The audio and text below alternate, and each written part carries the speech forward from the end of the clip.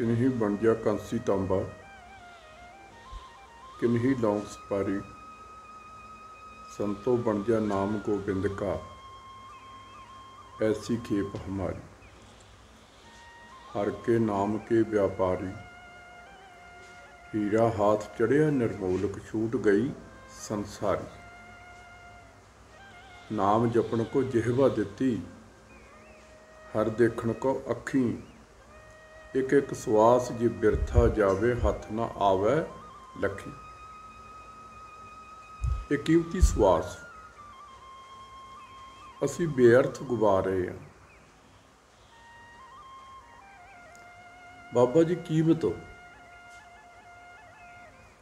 कहते की कीमत,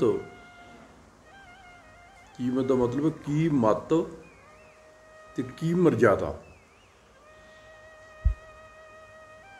बाबा जी ने कीमत का मतलब समझाया भी कीमत का मतलब की है, की मत, मत की है नाम जपना, वंड छकना, किरत करना। ये बाबा जी का उपदेश सी, जो गुरु नानक ने उपदेश दिता वो फिर संगतां नूं सुनाया कि कीमत ते मत मर्यादा। 1924 ਦੇ ਵਿੱਚ बाबा जी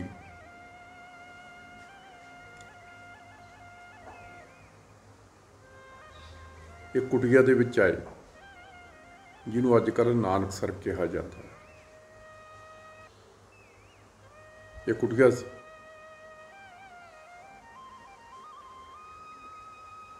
ਕੁਟੀਆ ਤੋਂ ਨਾਨਕਸਰ ਕਿਵੇਂ ਬਣਿਆ? ਬਾਬਾ ਜੀ ਦੇ ਸੇਵਾਦਾਰ ਕਈ ਸੀ, ਜਿਨ੍ਹਾਂ ਦੇ ਵਿੱਚ ਇੱਕ ਸੇਵਾਦਾਰ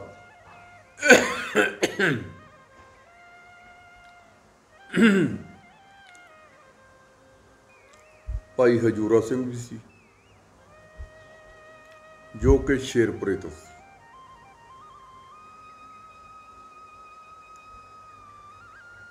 ਬਾਬਾ ਜੀ ਦੀ ਹਜ਼ੂਰੀ ਸੇਵਾ ਦੇ ਵਿੱਚ ਕਈ ਬੰਦੇ ਸੀ।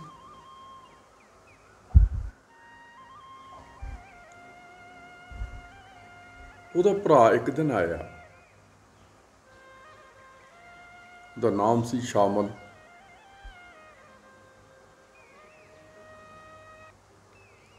ਆ ਕੇ ਕਲੇਰਾਂ ਦੀ ਸੰਗਤ ਆਏਗੀ, ਸੰਗਤ ਵਾਸਤੇ ਪ੍ਰਸ਼ਾਦੇ ਪਾਣੀ ਦਾ ਪ੍ਰਬੰਧ ਇਹਨਾਂ ਦਾ ਹੁੰਦਾ ਸੀਗਾ।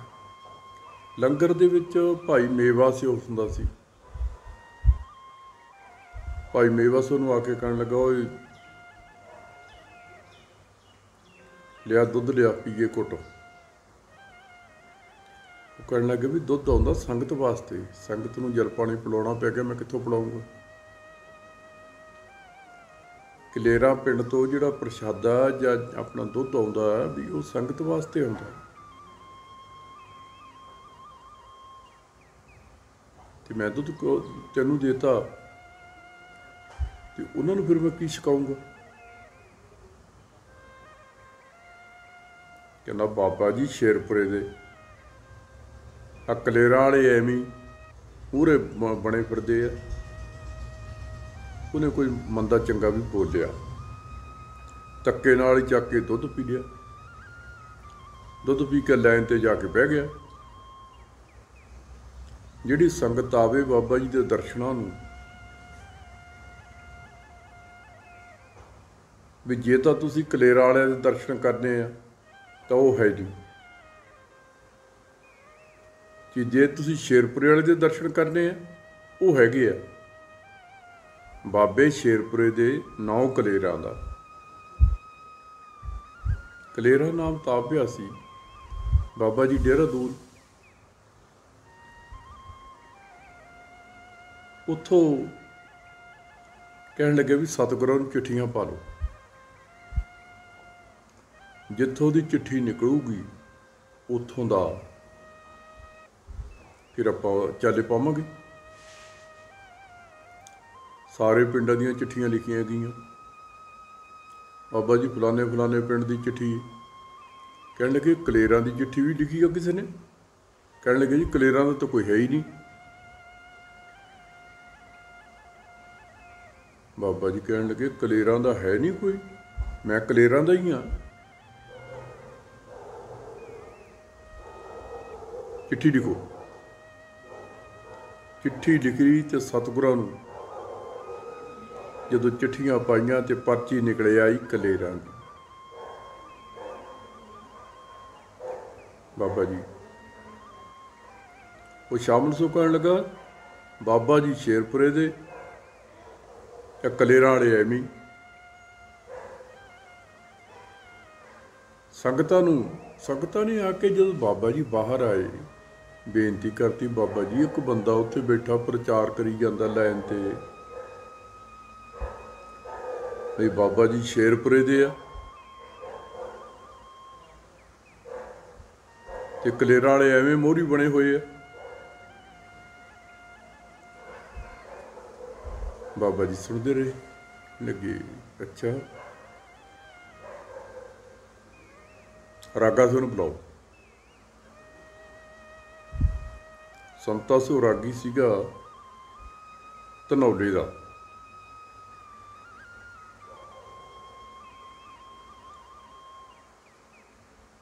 पूर्णमाशी कदों आ?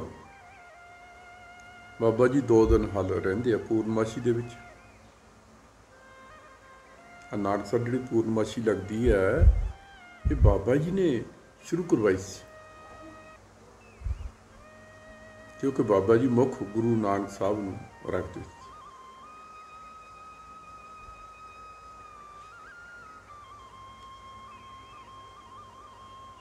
रागा सिंह तू कोई लिखण जानदा? हाँ बाबा जी आप जी की किरपा नाल मैं लिख लेना अखर। कहने कोई पट्टा लभ के लिया। पट्टे दे नाल 2 लाला टंगा। लिखना की है जी? पूर्णमाशी नेड़े आ गई लिखे ते कलेरां वाले मान करदे सेवा दा, शेरपुरे वाले मान करदे जन्म दा, लोपो दे अगवाड़ वाले करदे आ साडी जमीन।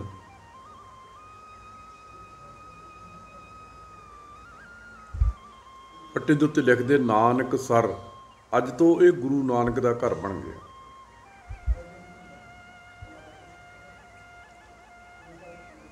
जो भी इत्थों दी पशु पंछी कोई बंदा या बीबी बजुर्ग बच्चे कोई भी आऊगा, पंछी उत्तों दी लंघूगा वो भी बख्शिया जाऊगा। पशु चरदे चरदे इधर आउणगे वो भी बख्शे जाणगे। जिहड़ा इहदे एरिए च आ गया वो सारे बख्शे जाणगे। जा बोर्ड ला दे जीटी रोड ते, जीटी रोड ते बोर्ड लवाता। पूर्णमाशी नूं फिर संगत आई ते आके की देखदी है नानक सर, गुरु नानक दा घर। नानकसर भगती दा घर। इत्थे सिर्फ भगती वाले आउंदे आ,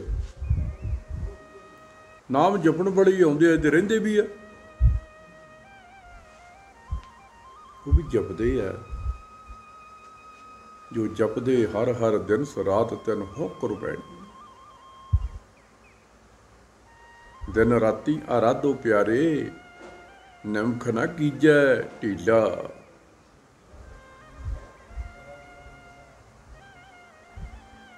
निमख मात्र भी मालक नूं विसारो। मैं बेनती करा सी दसी ना नानकसर नाम कित्थों पिया। 1924 ਦੇ ਵਿੱਚ बाबा जी ने फिर यह ਧੁਰਵਾ की मत उपदेश गुरु नानक दा ਨਾਮ ਜਪਣ ਵਾਲਾ, ਵੰਡ ਕੇ ਛਕਣ ਵਾਲਾ, ਕਿਰਤ ਕਰਨ ਵਾਲਾ। ਬਾਹਰ ਫੋਰਨ ਦੇ ਵਿੱਚ ਉੱਥੇ 12-12 ਘੰਟੇ ਕੰਮ ਕਰਦੇ ਆ, ਬੰਦੇ ਨੂੰ ਮਸ਼ੀਨਰੀ ਵਾਂਗੂ ਚਲਾਇਆ ਹੋਇਆ ਉੱਥੇ। ਹੁਣ ਜਿਹਨੇ 12 ਘੰਟੇ ਕੰਮ ਕੀਤਾ ਹੋਵੇ ਤੇ ਉਹ ਆ ਕੇ ਆਪਾਂ ਉਹਨੂੰ ਕਹਿ ਦਈਏ ਲੈ ਵੀ ਨਹਾ ਧੋ ਕੇ ਤੇ ਫੜ ਲਾ ਮਾਲਾ, ਨਹੀਂ, ਉਹ ਤਾਂ ਆਪਦਾ ਥਕੇਵਾਂ ਹੀ ਲਾਉਂਦਾ।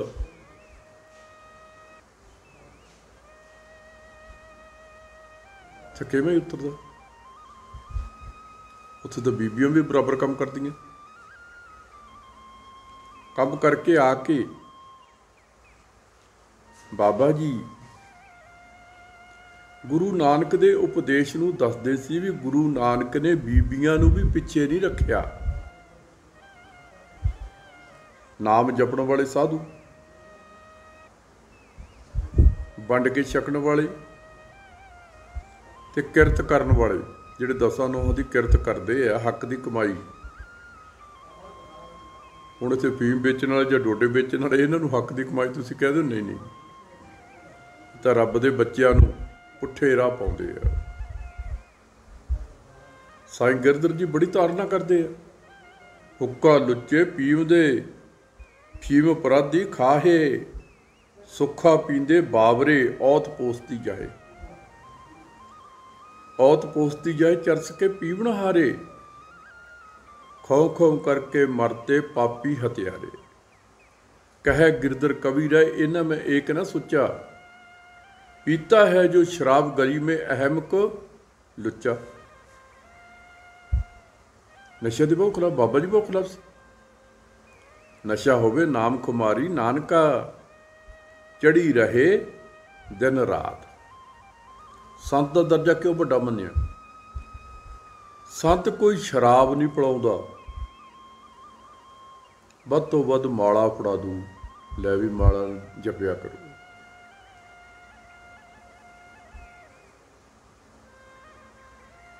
ਗੁਰੂ ਨਾਨਕ ਸਾਹਿਬ ਨੇ, ਮੈਂ ਬੇਨਤੀ ਕਰ ਰਿਹਾ ਸੀ ਵੀ ਇਹ ਕਿਰਤ ਕਰਨ ਵਾਲਾ, ਜੇ ਹੁਣ ਆਪਾਂ ਉਹਨੂੰ ਕਹਿ ਦਈਏ ਵੀ ਕਿਰਤ ਕਰਨ ਵਾਲਾ ਵੀ ਇਹ ਵੀ ਹੁਣ ਰਾਤ ਨੂੰ ਉੱਠ ਕੇ ਨਾਮ ਜਪੇ, ਉਹੀ ਤਾਂ ਨੀਂਦ ਹੀ ਮਸਾਂ ਪੂਰੀ ਹੁੰਦੀ ਹੈ। 10 ਨੂੰ ਉਹਦੀ ਕਿਰਤ ਕਰਨ ਵਾਲਾ ਇਹ ਵੀ ਬਰਾਬਰ ਆ, ਵੰਡ ਕੇ ਛਕਣ ਵਾਲਾ ਇਹ ਵੀ ਬਰਾਬਰ ਆ, ਨਾਮ ਜਪਣ ਵਾਲਾ ਇਹ ਵੀ ਬਰਾਬਰ ਆ, ਤਿੰਨੇ ਬਰਾਬਰ ਆ।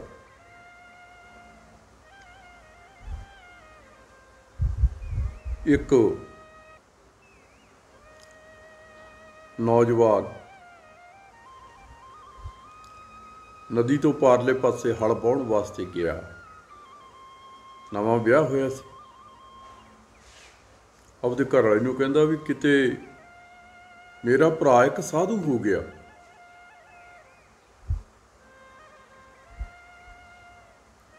ਜੇ ਕਿਤੇ ਘਰੇ ਆਵੇ ਕਿਤੇ ਉਹ ਗੱਲ ਨਾ ਕਰੀ ਵੀ ਤੂੰ ਉਹਨੂੰ ਚੱਲ ਪਾਣੀ ਪੁੱਛੇ ਹੀ ਨਾ। ਮੇਰਾ ਭਰਾ ਉਹ ਅੱਧਾ ਮਾਲਕ ਹੈ।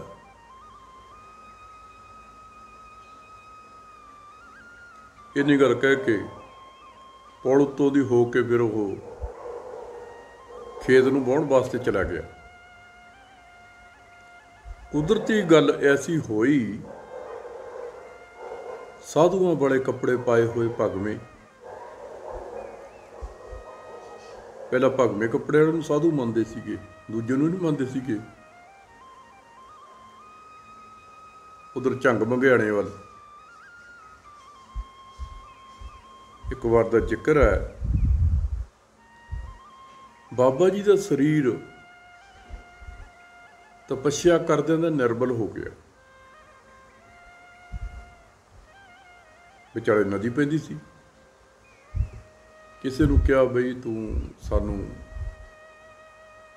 ਪਾਰ ਲਾ ਦੇ, ਕਹਿੰਦਾ ਸਾਧੂਆਂ ਦੀ ਸੇਵਾ ਕਰਨੀ ਤੇ ਇਹ ਤਾਂ ਠੀਕ ਹੈ।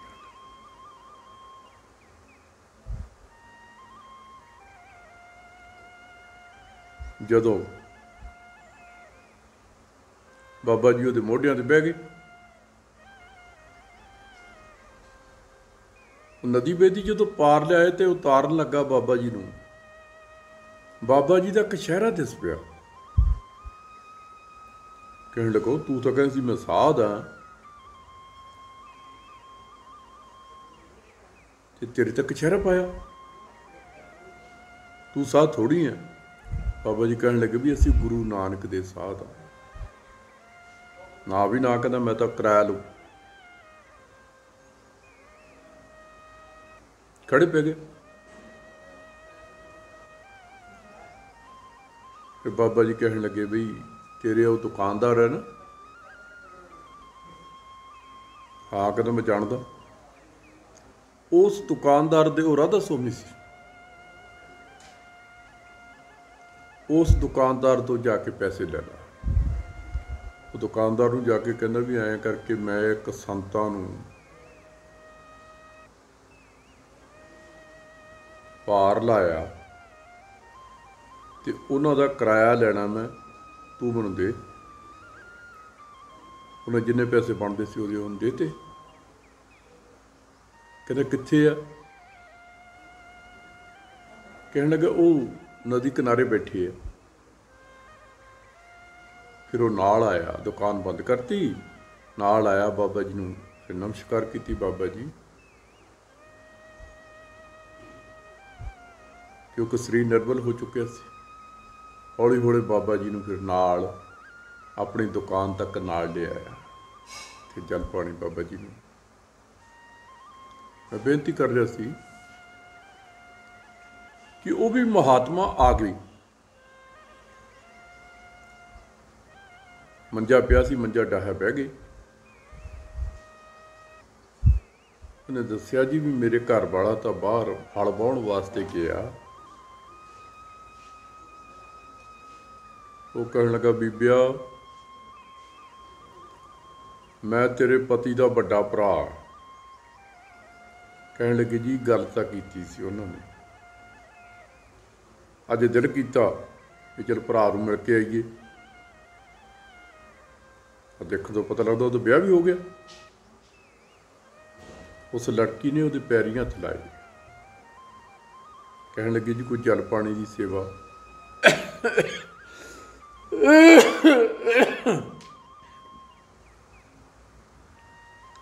ਕਹਿਣ ਲੱਗਾ ਨਹੀਂ,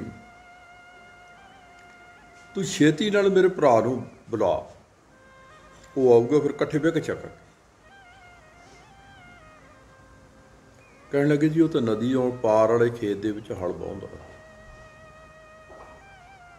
ਤੇ ਮੈਨੂੰ ਟਾਈਮ ਲੱਗ ਜਾਣਾ, ਤੁਸੀਂ ਭੁੱਖੇ ਪਿਆਸੇ ਬੈਠੇ ਰਹੋਗੇ।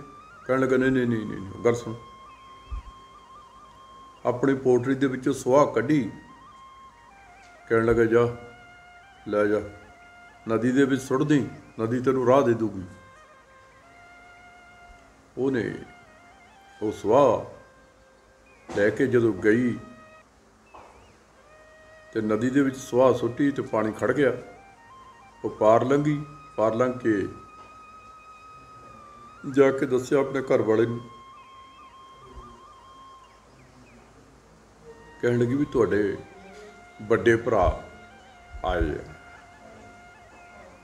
ਉਹਨਾਂ ਨੇ ਕੋਈ ਅੰਨ ਜਲ ਨਹੀਂ ਗ੍ਰਹਿਣ ਕੀਤਾ। ਉਹ ਕਹਿਣ ਲੱਗੇ ਛੋਟਾ ਆਊਗਾ ਤਾਂ ਫਿਰ ਅਸੀਂ ਜਲ ਪਾਣੀ ਗ੍ਰਹਿਣ ਕਰਾਂਗੇ, ਤੁਹਾਡੀ ਉਡੀਕ ਕਰਦੇ ਆ।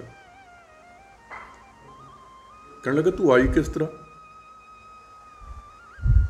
ਕਹਿਣ ਲੱਗੇ ਤੁਹਾਡੇ ਭਰਾ ਨੇ ਮੈਨੂੰ ਇੱਕ ਸਵਾਹ ਦੀ ਚੁਟਕੀ ਦਿੱਤੀ ਸੀ ਵੀ ਆ ਪਾਣੀ 'ਚ ਸੁੱਟਦੀ।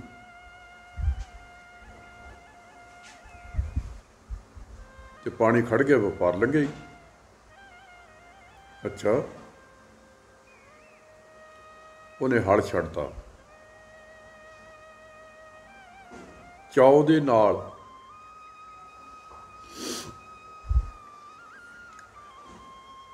ਜਿਹੜੀ ਮਿੱਟੀ ਲੱਗੀ ਸੀ ਉਹ ਲਾਹ ਕੇ ਉਹਨੂੰ ਫੜਾਤੀ। ਕਹਿਣ ਲੱਗੇ ਜਾ ਨਦੀ 'ਚ ਸੁੱਟਦੀ, ਪਾਣੀ ਖੜ ਜੂਗਾ ਤੇ ਮੈਂ ਉੱਪਰ ਦੀ ਆਉਣਾ ਪੁਲ ਉੱਤੋਂ ਦੀ। ਉਹਨੇ ਹਲ ਛੱਡਿਆ, ਪੁਲ ਉੱਤੋਂ ਦੀ ਹੋ ਗਿਆ। ਇਹ ਇੱਧਰ ਪਾਣੀ 'ਚ ਉਹ ਮਿੱਟੀ ਸੁੱਟ ਕੇ ਤੇ ਪਾਣੀ ਖੜ ਗਿਆ, ਇਹ ਪਾਰ ਲੰਘਿਆ ਹੀ। ਆ ਕੇ ਜੀ ਕਹਿਣ ਲੱਗੀ ਜੀ ਆਉਂਦਾ ਉਹ, ਮੈਂ ਸੁਨੇਹਾ ਦੇ ਆਈ। ਉਹ ਕਹਿਣ ਲੱਗਾ ਵੀ ਕਿਸ ਤਰ੍ਹਾਂ, ਤੂੰ ਤਾਂ ਕਹਿੰਦੀ ਸੀ ਬਹੁਤ ਦੂਰ ਆ। ਕਹਿੰਦੇ ਹਾਂ ਜੀ ਖੇਤ ਤਾਂ ਬਹੁਤ ਦੂਰ ਆ। ਜਾਣ ਲੱਗੇ ਤੁਸੀਂ ਸਵਾਹ ਦੀ ਚੁਟਕੀ ਦੇਤੀ, ਤੇ ਆਉਣ ਲੱਗੇ ਤੁਹਾਡੇ ਭਰਾ ਨੇ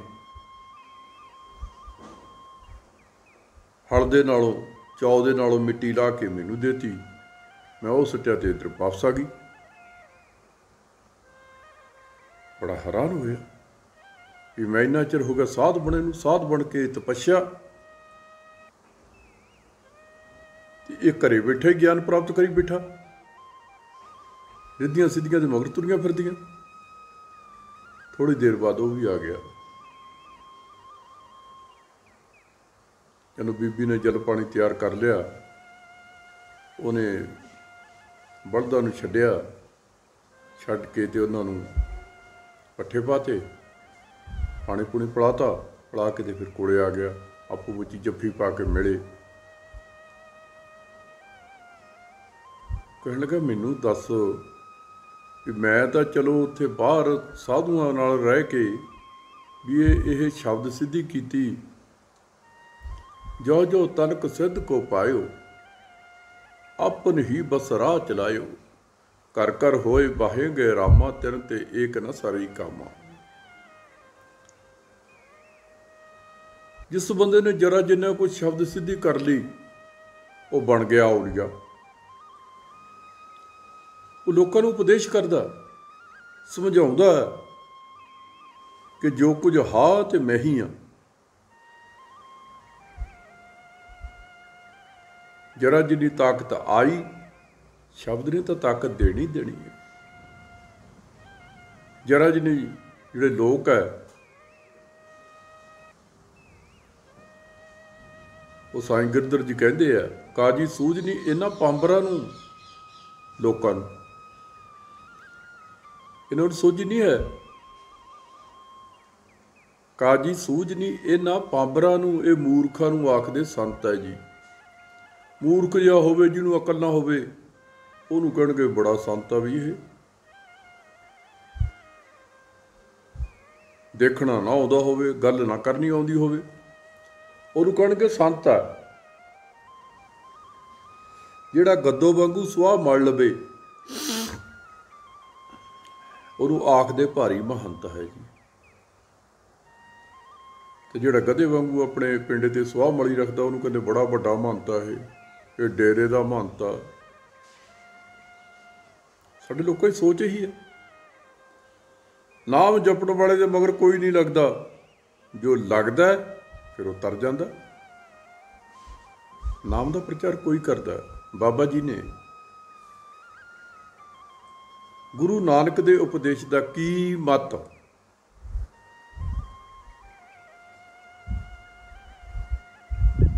ਕੀ ਉਪਦੇਸ਼, ਕੀ ਮਰਜ਼ਾਦਾ। ਨਾਨਕਸਰ ਦੇ ਵਿੱਚ ਬੈਠ ਕੇ ਬਾਬਾ ਜੀ ਨੇ ਕੀ ਮਤ ਮਰਜ਼ਾਦਾ। ਗੁਰੂ ਨਾਨਕ ਦਾ ਉਪਦੇਸ਼ ਨਾਮ ਜਪਣਾ, ਵੰਡ ਛਕਣਾ, ਕਿਰਤ ਕਰਨਾ। ਦਸਾਂ ਨੋਹਾਂ ਦੀ ਕਿਰਤ ਕਰਨ ਵਾਲਾ ਵੀ ਉਹਦੇ ਵਿੱਚ ਵੀ ਸ਼ਕਤੀ ਪ੍ਰਾਪਤ ਹੋ ਸਕਦੀ ਹੈ। ਪਹਿਲਾਂ ਜਦੋਂ ਹਲ ਵਾਹੁੰਦੇ ਸੀ, ਹੁਣ ਤਾਂ ਟਰੈਕਟਰ ਆ ਗਏ। ਬਲਦਾਂ ਦੇ ਛਿੱਕਲੀਆਂ ਦੇ ਕੇ ਉਹਨਾਂ ਨੂੰ ਲੈ ਕੇ ਜਾਣਾ ਵੀ ਕਿਸੇ ਦੇ ਖੇਤ ਦਾ ਇਹ ਮੂੰਹ ਮਾਰ ਕੇ ਕੋਈ ਪੱਠਾ ਨਾ ਚਰ ਲਵੇ। ਇਹ ਚਰੇ ਤਾਂ ਆਪਣੇ ਖੇਤ ਦੇ ਵਿੱਚ ਹੀ ਚਰੇ। ਏਡੇ ਲੋਕ ਇਮਾਨਦਾਰ ਸੀ। ਹੁਣ ਸ਼ੈਤਾਨ ਨੂੰ ਕਹਿੰਦੇ ਆ ਵੀ ਇਹ ਬੜਾ ਵਧੀਆ।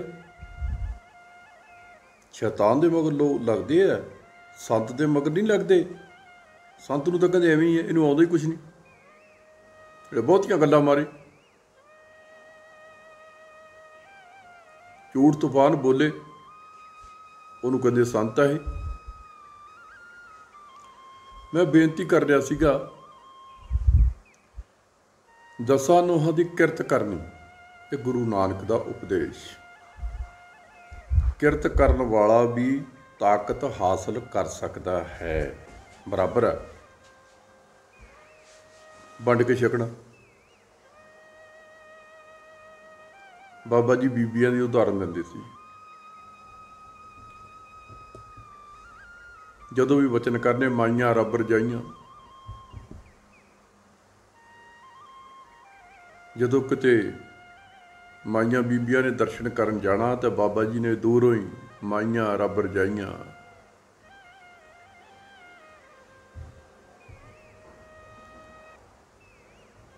ਬਾਬਾ ਜੀ ਨੇ ਇਹ ਵਚਨ ਕਰਨਾ ਪਤਾ ਕਿਸੇ ਨੂੰ ਹੈ ਨਹੀਂ ਸੀ ਵੀ ਕਿਵੇਂ ਕਰਦੇ ਆ। ਬਾਬਾ ਜੀ ਕਿਉਂ ਕਹਿੰਦੇ?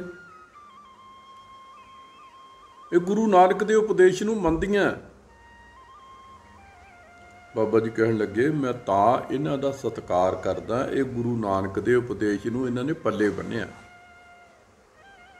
ਹੁਣ ਬਾਹਰ ਦੇਖੋ ਫੋਰਨ ਦੇ ਵਿੱਚ ਬੀਬੀਆਂ ਬਰਾਬਰ ਕੰਮ ਕਰਦੀਆਂ, ਬਰਾਬਰ ਕੰਮ ਕਰਕੇ ਜਦੋਂ ਘਰੇ ਆਉਂਦੀਆਂ ਇਸ਼ਨਾਨ ਪਾਣੀ ਕਰਕੇ ਸਾਰੇ ਟੱਬਰ ਵਾਸਤੇ ਫਿਰ ਭੋਜਨ ਤਿਆਰ ਕਰਦੀਆਂ। ਬੱਚਿਆਂ ਵਾਸਤੇ ਅਲੱਗ, ਜਿਵੇਂ ਜਿਵੇਂ ਕੋਈ ਮੰਗਦਾ ਹੈ, ਕੋਈ ਬਜ਼ੁਰਗ ਆ ਘਰ ਦੇ ਵਿੱਚ ਉਹਦੇ ਵਾਸਤੇ ਅਲੱਗ ਸਾਰੇ ਪਦਾਰਥ ਤਿਆਰ ਹੁੰਦੇ ਆ। ਪਦਾਰਥ ਤਿਆਰ ਕਰਕੇ ਫਿਰ ਸਾਰਿਆਂ ਨੂੰ ਛਕਾਉਂਦੀ ਹੈ। ਬਾਬਾ ਜੀ ਬਚਨ ਕਰਦੇ ਹੁੰਦੇ ਸੀ ਵੀ ਜੇਕਰ ਆਰਾਮ ਆਰਾਮ ਕਰਦੀ ਜਾਂ ਵਾਹਿਗੁਰੂ ਵਾਹਿਗੁਰੂ ਕਰਦੀ ਬੀਬੀ ਭੋਜਨ ਤਿਆਰ ਕਰੇ ਤਾਂ ਬਹੁਤ ਵੱਡਾ ਫਲ, ਬਹੁਤ ਵੱਡਾ ਫਲ। ਭੋਜਨ ਤਿਆਰ ਕਰਦੀ ਆ, ਸਾਰੇ ਟੱਬਰ ਨੂੰ ਪਹਿਲਾਂ ਛਕਾਉਂਦੀ ਆ, ਭੋਜਨ ਵੰਡਦੀ ਆ, ਵੰਡ ਕੇ ਛਕਣਾ। ਬਾਬਾ ਜੀ ਕਹਿੰਦੇ ਸੀ ਵੰਡ ਕੇ ਛਕਣਾ ਇਹ ਆ ਵੰਡ ਕੇ ਛਕਣਾ ਨਹੀਂ ਵੀ ਚਾਰ ਰੋਟੀਆਂ ਆ ਗਈਆਂ ਤੇ ਹੁਣ ਚੱਕ ਕੇ ਇੱਧਰ ਵੰਡਤੀਆਂ ਤੇ ਅਸੀਂ ਵੰਡ ਕੇ ਛਕਣ ਨਾਲ ਚੌੜੇ ਹੋ ਕੇ ਬਹਿ ਜਾਂਦੇ। ਵੰਡ ਕੇ ਛਕਣ ਦਾ ਮਤਲਬ ਭੋਜਨ ਤਿਆਰ ਕਰਦੀ ਆ ਬੀਬੀ, ਤਿਆਰ ਕਰਕੇ ਬੱਚਿਆਂ ਤੱਕ ਸਾਰਿਆਂ ਨੂੰ ਸੰਤੁਸ਼ਟ ਕਰਦੀ ਆ, ਸਾਰਿਆਂ ਨੂੰ ਛਕਾ ਕੇ ਫਿਰ ਆਪ ਛਕਦੀ ਆ। ਭੁੱਖ ਤਾਂ ਉਹਨੂੰ ਵੀ ਲੱਗੀ ਹੁੰਦੀ ਆ, ਉਹਦਾ ਹਿਰਦਾ ਹੀ ਇੱਦਾਂ ਦਾ ਬਣਿਆ ਹੁੰਦਾ। ਮੈਂ ਪਹਿਲਾਂ ਸਾਰਿਆਂ ਨੂੰ ਭੋਜਨ ਬਣਾਉਣਾ, ਬਣਾ ਕੇ ਤੇ ਫਿਰ ਛਕਾਉਣਾ ਤੇ ਫਿਰ ਆਪ ਛਕਣਾ। ਇਹਨੂੰ ਕਹਿੰਦੇ ਵੰਡ ਕੇ ਛਕਣਾ। ਬਾਬਾ ਜੀ ਬੀਬੀਆਂ ਦਾ ਹੀ ਉਦਾਹਰਨ ਇੱਦਾਂ ਦਿੰਦੇ ਹੁੰਦੇ ਸੀ। ਨਾਮ ਜਪਣਾ।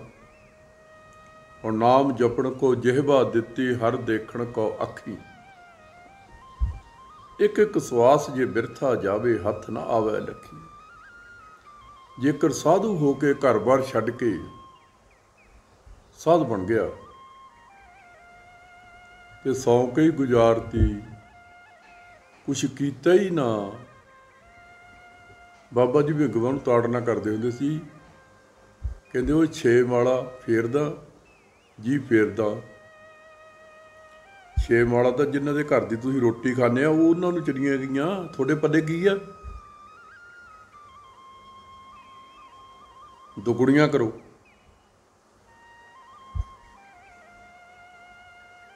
ਦੁਗਣਾ ਨਾਮ ਜਪੋ। ਅੱਧ ਤਾਂ ਚਲਿਆ ਗਿਆ, ਜਿਨ੍ਹਾਂ ਦੇ ਘਰੋਂ ਪ੍ਰਸ਼ਾਦਾ ਆਉਂਦਾ ਉਹ ਲੈ ਜਾਣਗੇ, ਉਹਨਾਂ ਬੀਬੀਆਂ ਦੇ ਹੱਥ ਸਫਲੇ ਹੋਣਗੇ। ਇਹ ਨਿਰੰਕਾਰ ਨੇ ਇਹ ਤਾਂ ਦੇਣਾ ਉਹਨਾਂ ਨੂੰ। ਤੁਹਾਨੂੰ ਬੈਠਿਆ ਬਿਠਾਇਆ ਨੂੰ ਭੋਜਨ ਆਉਂਦਾ, ਤੁਸੀਂ ਇਹਨਾਂ ਦੀ ਖਾਤਰ ਜਪੋ। ਵਿੰਗਵਾਂ ਨੂੰ ਤਾੜਨਾ ਕਰਦੇ ਹੁੰਦੇ ਸੀ। ਹੁਣ ਇੱਥੇ ਆ ਜਾਂਦਾ ਵੀ ਮੱਤ ਜਪਣਾ ਕਿਸ ਤਰ੍ਹਾਂ। ਹੁਣ ਜੇ ਆਪਾਂ ਪਾਣੀ 'ਚ ਮਧਾੜੀ ਪਾ ਕੇ ਬਹਿ ਜਾਈਏ, ਭਾਵੇਂ ਸਾਰਾ ਸਾਲ ਲੱਗੇ ਰਹੋ, ਘਿਓ ਨਹੀਂ ਨਿਕਲਣਾ। ਜੇ ਤੁਸੀਂ ਕਿਸੇ ਵਿਧੀ ਨਾਲ, ਕਿਸੇ ਸਾਧੂ ਦੇ ਤਜਰਬੇ ਨਾਲ ਇਹ ਰਸ ਛੱਡ ਹੈ ਉਹ ਰਸ ਆਵਾ, 9 ਦੁਆਰਿਆਂ ਦਾ ਰਸ ਛੱਡ ਦਿਓ, ਪਰਮੇਸ਼ਰ ਦੇ ਨਾਮ ਦਾ ਰਸ ਆਉਂਦਾ ਹੈ। ਪਰਮੇਸ਼ਰ ਦਾ ਨਾਮ ਜਾਂ ਪਰਮੇਸ਼ਰ ਉਹ ਕੰਧ ਦੇ ਵਿੱਚ ਨਹੀਂ ਹੈ, ਉਹ ਤੋਂ ਉੱਪਰ ਹੈ।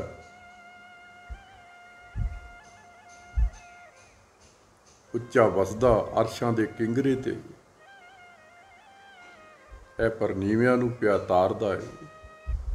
ਗੁਰੂ ਨਾਨਕ ਦਾ ਬਿਰਧ ਹੈ ਨਾ, ਅੱਖਾਂ ਤੋਂ ਉੱਪਰ ਹੈ। ਅੱਖਾਂ ਤੋਂ ਉੱਪਰ ਧਿਆਨ ਟਿਕਾਉਣਾ।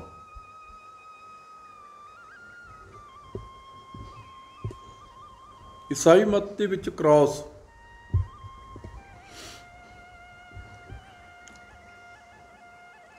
ਦਾ ਮਤਲਬ ਇਹ ਤਾਂ ਨਹੀਂ ਹੈ ਵੀ ਅਸੀਂ ਇੱਦਾਂ ਫੱਟਾ ਜਿਹਾ ਬਣਾ ਲਿਆ। ਨਹੀਂ, ਕ੍ਰਾਸ ਤਾਂ ਕੀ ਨੱਕ ਤੋਂ ਸ਼ੁਰੂ ਹੁੰਦਾ ਹੈ, ਨੱਕ ਦੀ ਕੁਰੰਬਲ ਤੋਂ ਸ਼ੁਰੂ ਹੁੰਦਾ ਹੈ। ਇੱਥੋਂ ਧਿਆਨ ਕਰ ਧਰਦਾ ਫਿਰ ਹੌਲੀ ਹੌਲੀ ਹੌਲੀ ਹੌਲੀ ਉੱਪਰ ਚਲਾ ਜਾਂਦਾ।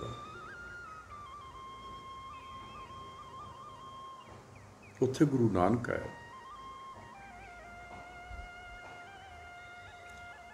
ਨਾਮ ਜਪਣ ਦੀ ਵਿਧੀ ਬਾਬਾ ਜੀ ਏਦਾਂ ਪ੍ਰਵਾਉਂਦੇ ਸੀ, ਸਿਮਰੋ ਸਿਮਰ ਸਿਮਰ ਸੁਖ ਪਾਓ। ਸੁਖ ਤਾਂ ਹੀ ਪਾਵੋਗੇ ਜੇਕਰ ਤੁਸੀਂ ਸਿਮਰੋਗੇ, ਤੇ ਜੇਕਰ ਤੁਹਾਨੂੰ ਸਿਮਰਨ ਦਾ ਪਤਾ ਹੀ ਕੋਈ ਨਹੀਂ, ਦੇ ਤੇਰੇ ਦੀ ਇੱਕ ਦੂਜੇ ਦੇ ਉੱਤੋਂ ਦੀ, ਸਾਰੇ ਨਹੀਂ ਹੈ। ਕੁਝ ਲੋਕਾਂ ਨੇ ਮਨਮਤ ਨਾਨਕਸਰ ਦੇ ਵਿੱਚ ਵੀ ਫੈਲਾਈ ਹੈ।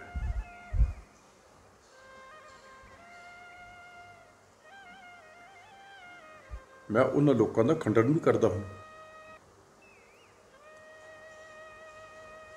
ਡੱਡਾ ਤੇ ਰਾਰਾ ਡਾਰਾ ਗੁਰੂ ਨਾਨਕ ਦਾ, ਨਿਰਭਉ ਜਪੈ ਸਗਲ ਭਉ ਮਿਟੈ। ਮੇਰੀ ਮਾਤਾ ਵੀ ਇੱਕ ਦਿਨ ਕਹਿਣ ਲੱਗੀ, ਤੂੰ ਪੁੱਤ ਨਾ ਇੱਦਾਂ ਦੇ ਪੰਗੇ ਲਿਆ ਕਰ, ਮੈਨੂੰ ਡਰ ਲੱਗਦਾ ਤੈਨੂੰ ਕੁਛ ਹੋ ਨਾ ਜਾਵੇ, ਤੈਨੂੰ ਕੋਈ ਸਰਾਪ ਨਾ ਦੇ ਦੇਵੇ। ਮੈਂ ਕਿਹਾ ਮਾਂ, ਮੈਂ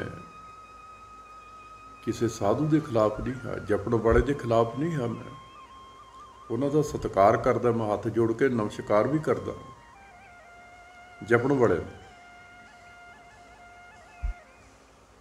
ਤੇ ਜਿਹੜੀ ਟਕਵਾਜੀ ਬਣਾਈ ਬੈਠੇ ਆ ਕਿ ਗੱਲ ਹੀ ਕੋਈ ਨਹੀਂ, ਆਪਾਂ ਤਾਂ ਪੈਸੇ ਇਕੱਠੇ ਕਰਨੇ ਆ, ਬਸ ਠੀਕ ਹੈ, ਚੋਲਾ ਬਾਬਾ ਜੀ ਦਾ, ਗੋਲ ਪੱਗ ਬਾਬਾ ਜੀ ਦੀ, ਆਪਾਂ ਤਾਂ ਬਸ ਉਹੀ ਕਰਨਾ।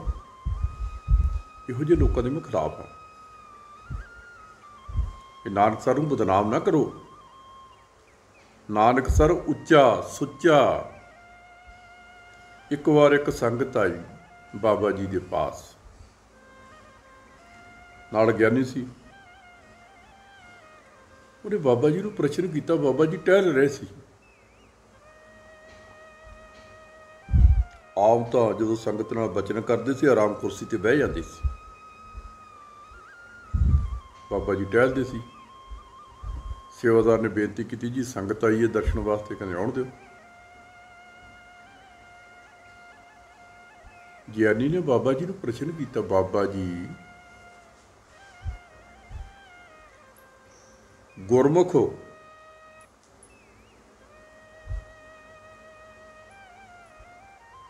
ਕਿੰਨੀਆਂ ਕੁਲਾਂ ਦਾ ਉਧਾਰ ਕਰਦਾ, ਤੇ ਤੁਸੀਂ ਕਿੰਨੀਆਂ ਕੁਲਾਂ ਦਾ ਉਧਾਰ ਕਰੋਗੇ? ਬਾਬਾ ਜੀ ਫਿਰ ਮੁੜ ਕੇ ਆ ਗਏ। ਕਹਿਣ ਲੱਗੇ, ਵੀ ਗਿਆਨੀ ਜੀ ਇਹ ਕੁਲਾਂ ਬਾਰੇ ਵੀ ਹੁਣ ਤੂੰ ਦੱਸ ਦੇ, ਗੱਲ ਤਾਂ ਤੂੰ ਛੇੜੀ ਆ।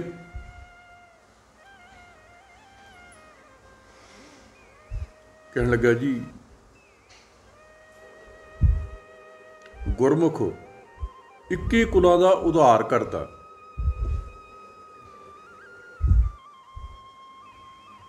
ਬਾਬਾ ਜੀ ਕਹਿਣ ਲੱਗੇ, ਵੀ ਉਹ 21 ਕੁਲਾਂ ਕਿਹੜੀਆਂ ਹੋ ਗਈਆਂ? ਕਹਿਣ ਲੱਗਾ, ਜੀ 7 ਦਾਦਕੇ, 7 ਨਾਨਕੇ, 7 ਸਹੁਰੇ, ਇਹ 21 ਕੁਲਾਂ ਬਣਦੀਆਂ।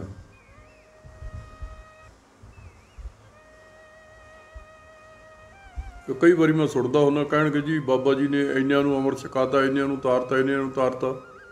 ਮੈਂ ਕਿਹਾ ਫਜ਼ੂਲ ਗੱਲਾਂ ਮਾਰੀ ਜਾਂਦੇ ਇਹ।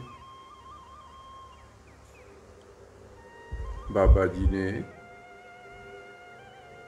बाबा जी आके फिर सोटी लैके खड़ गए। कहने लगे ज्ञानी जी वो गुरमुख काहदा,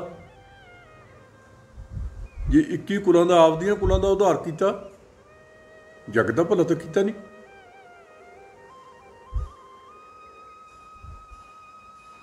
जगत का भला तो किया नहीं। साधु बनया जग के भले वास्ते। बाबा जी ने फिर सोटी घड़ती, चिट्टी सोटी हुंदी सी बाबा जी की। चिट्टी सोटी प्रीतम प्यारे चरण कवल नूं तरसे, तुझ बिन मेरे प्रीतम प्यारे कौन मेरी वाह फड़से। बाबा जी ने सोटी घड़ती। कहने लगे ज्ञानी जी गुरमुख ने तो आप दियां ही कुलां तार लियां, सत नानके सत दादके ते सत सहुरे।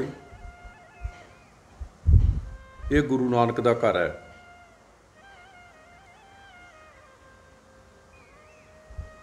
इत्थे की है, बाबा जी के अगे कोई बोलता नहीं सी।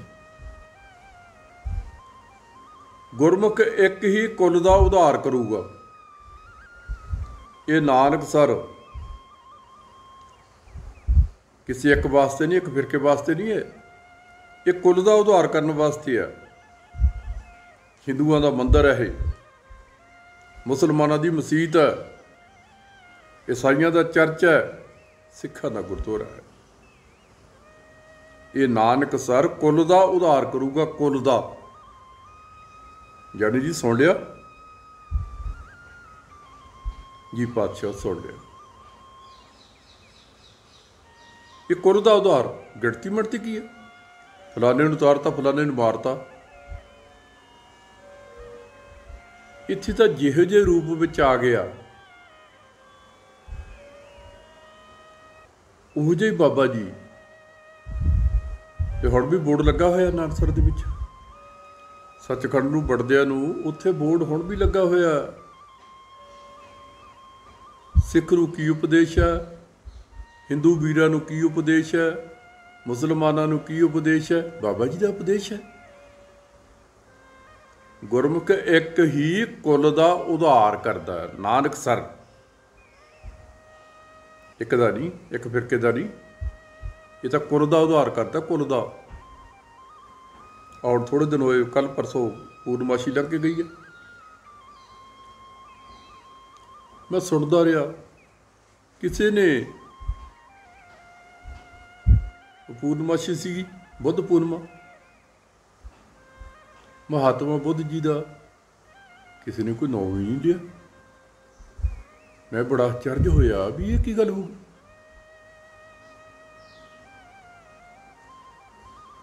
नानक सर सिफती का घर, भगती का घर।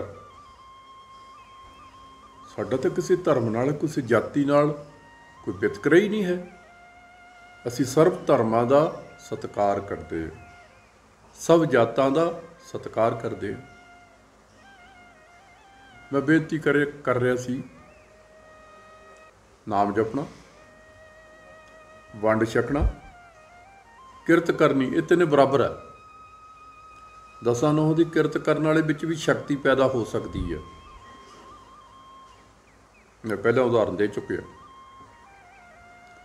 इन्हां बीबियां दे विच भी शक्ति पैदा हो सकती है।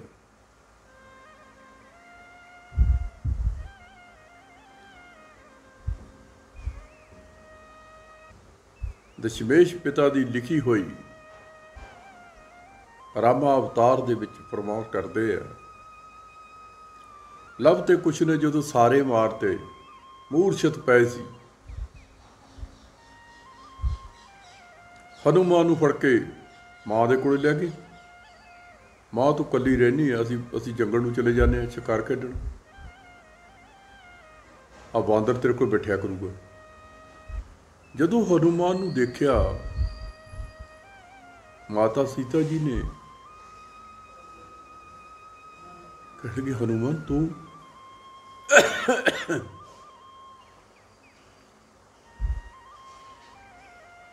कह लगे इन्होंने तो सारे ही मारते, सारे मूर्छित पे आ। अच्छा मेरे पुत्रों, अगे मैं रंडी नहीं सी होई, अज मैं रंडी हो गई।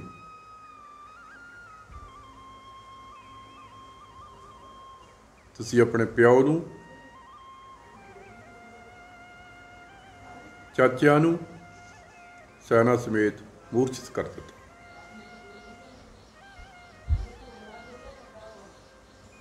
ਰੋਣ ਲੱਗ ਪਏ कि माता जी ਸਾਨੂੰ ਤਾਂ ਪਤਾ ਨਹੀਂ ਜੀ, ਤੇ ਗਲਤੀ ਕਰ ਬੈਠੇ। ਮਾਤਾ ਸੀਤਾ ਜੀ ਨੇ ਪਰਮੇਸ਼ਰ ਦੇ ਅੱਗੇ ਬੇਨਤੀ ਕੀਤੀ, ਜਾਓ ਮਨ ਬਚ ਕਰਮਨ ਸਹਿਜ। ਮੈਂ 10ਵੇਂ ਪਾਤਸ਼ਾਹ ਦੀ ਬਾਣੀ ਬੋਲਦਾ, ਆਪਣੀ ਬਾਣੀ ਨਹੀਂ ਮੈਂ ਬੋਲਦਾ। ਜਾਓ ਮਨ ਬਚ ਕਰਮਨ ਸਹਿਤ, ਰਾਮ ਬਿਨਾ ਨਹੀਂ ਔਰ। ਕਹਿਣ ਲੱਗੀ ਮੇਰੇ ਮਨ ਤੇ ਤਨ ਦੇ ਵਿੱਚ ਰਾਮ ਤੋਂ ਬਗੈਰ ਹੋਰ ਕੋਈ ਨਹੀਂ ਹੈ। ਇਹ ਪਰਮੇਸ਼ਰ ਮੇਰਾ ਪਤੀ ਸੈਨਾ ਸਮੇਤ ਜਿੰਦਾ ਹੋ ਜੇ। ਪਰਮੇਸ਼ਰ ਵੱਲੋਂ ਅੰਮ੍ਰਿਤ ਦਾ ਘੜਾ ਆਇਆ। ਉਹ ਅੰਮ੍ਰਿਤ ਦਾ ਘੜਾ, ਇਸਤਰੀ ਵਿੱਚ ਤਾਕਤ ਹੈ। ਉਹ ਅੰਮ੍ਰਿਤ ਦਾ ਘੜਾ ਜਦੋਂ ਸਾਰੀ ਛਿੱਟਾ ਦਿੱਤਾ, ਕੁਝ ਅੰਮ੍ਰਿਤ ਬਚ ਗਿਆ।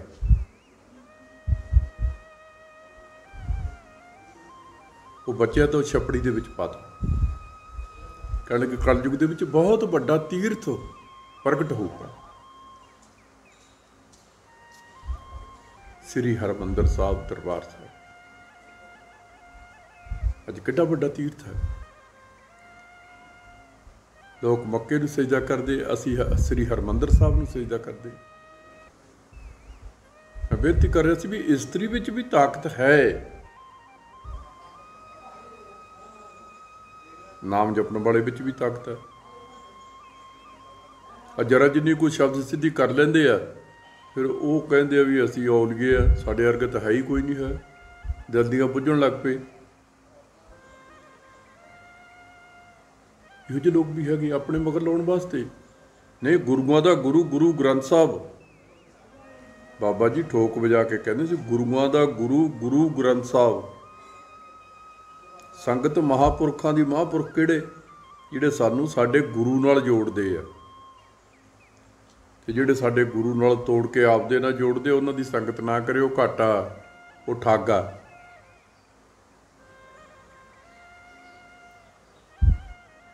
ਮੈਂ ਦੱਸ ਰਿਹਾ ਸੀ ਕੀਮਤ, ਕੀ ਮਰਜ਼ਾਦਾ। ਨਾਨਕਸਰ ਦੇ ਵਿੱਚ ਉਹ ਮਰਜ਼ਾਦਾ ਪੰਜਵੇਂ ਪਾਤਸ਼ਾਹ ਨੇ ਸਤਿਗੁਰਾਂ ਦਾ ਸਰੂਪ, ਬਾਣੀ ਦਾ ਸਰੂਪ ਜਹਾਜ਼ ਬਣਾਇਆ, ਕਿਉਂਕਿ ਚੌਥੇ ਪਾਤਸ਼ਾਹ ਹੁਕਮ ਕਰ ਗਏ ਸੀ ਬਾਣੀ ਗੁਰੂ, ਗੁਰੂ ਹੈ ਬਾਣੀ।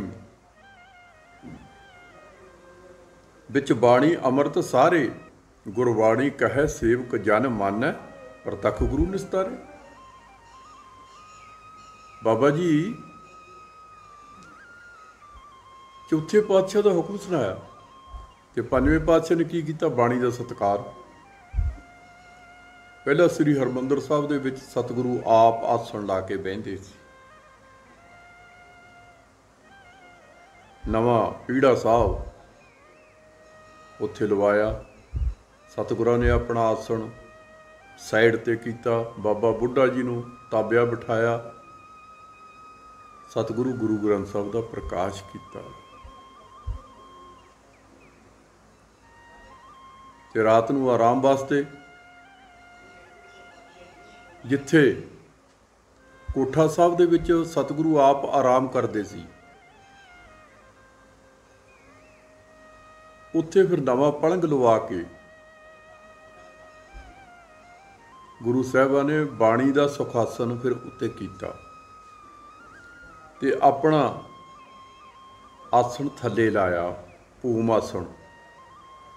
ਧਰਤੀ ਤੇ ਆਸਣ ਲਾ ਕੇ ਸਤਿਗੁਰੂ ਆਪ ਆਰਾਮ ਕਰਦੇ ਸੀ। ਬਾਣੀ ਦਾ ਸਤਿਕਾਰ ਕਰਨਾ, ਉਹ ਮਰਜ਼ਾਦਾ ਜੋ ਛੁਪਨ ਹੋ ਚੁੱਕੀ ਸੀ, ਫਿਰ ਬਾਬਾ ਜੀ ਨੇ ਨਾਨਕਸਰ ਦੇ ਵਿੱਚ, ਨਾਨਕਸਰ ਦੇ ਵਿੱਚ ਕੋਈ ਮਨਮੱਤ ਨਹੀਂ ਹੈ।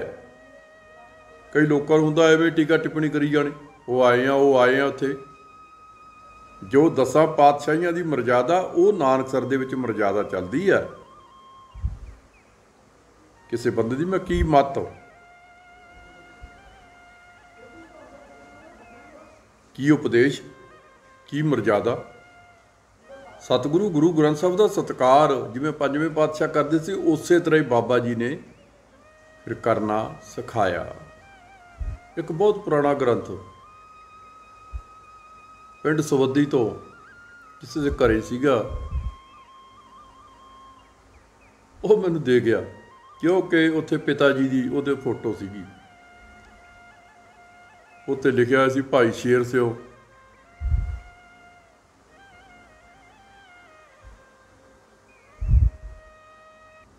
ਬਾਬਾ ਨੰਦ ਸਿੰਘ ਜੀ ਦਾ ਸਕਾ ਭਤੀਜਾ, ਸੰਤਾ ਸਿੰਘ ਜੀ ਦਾ ਪੁੱਤਰ, ਉਹ ਤੇ ਇੱਦਾਂ ਲਿਖਿਆ ਹੋਇਆ ਗ੍ਰੰਥ ਦੇ ਵਿੱਚ, ਬਹੁਤ ਪੁਰਾਣਾ। ਸੱਚ ਪੁੱਛੋ, ਜਦੋਂ ਪੜ੍ਹਿਆ ਨਾ, ਰੌਂਗਟੇ ਖੜੇ ਹੋ ਗਏ ਕਿ ਬਾਬਾ ਜੀ ਗੁਰੂ ਗ੍ਰੰਥ ਸਾਹਿਬ ਦੀ ਸੇਵਾ ਕਿਵੇਂ ਕਰਦੇ ਸੀ, ਕਿਸ ਤਰ੍ਹਾਂ ਕਰਵਾਉਂਦੇ ਸੀ। ਹੁਣ ਦੇ ਬੱਚਿਆਂ ਨੂੰ ਤਾਂ ਪਤਾ ਹੀ ਕੋਈ ਨਹੀਂ ਵੀ ਸੇਵਾ ਕਿਵੇਂ ਕਰੀਦੀ ਹੁੰਦੀ ਹੈ। ਮੈਂ ਬੇਨਤੀ ਕਰ ਰਿਹਾ ਸੀਗਾ, ਅੱਜ ਮੈਂ ਇੱਥੇ ਹੀ ਸਮਾਪਤੀ ਕਰਦਾ।